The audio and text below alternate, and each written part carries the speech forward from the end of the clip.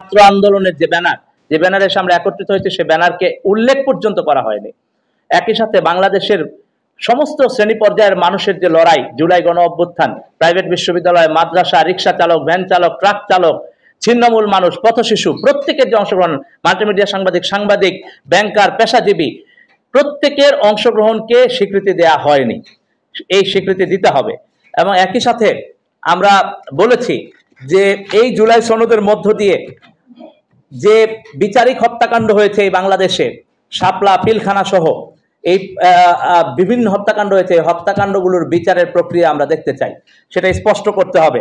একই সাথে আমরা বলেছি জুলাই সনদ শুধুমাত্র সাজেশন, রেকমেন্ডেশন হতে পারে না, বরং এটা সংবিধানের অংশ হতে হবে এবং বাংলাদেশের পরবর্তী পথ চলা জুলাই সনদের ভিত্তিতে হতে হবে। এটা ছিল আমাদের কথা।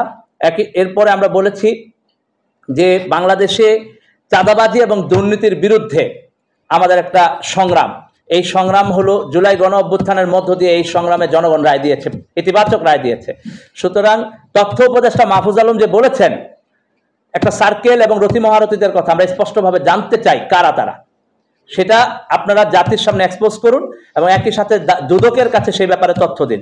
তাদের প্রত্যেকের তথ্য জাতির সামনে উন্মুক্ত হওয়া উচিত যে কারা শহীদের রক্তের উপর দাঁড়িয়ে জুলাই গণ অভ্যুত্থানের কথা বিক্রি করে বাংলাদেশের মানুষের স্বপ্নকে নষ্ট করছেন।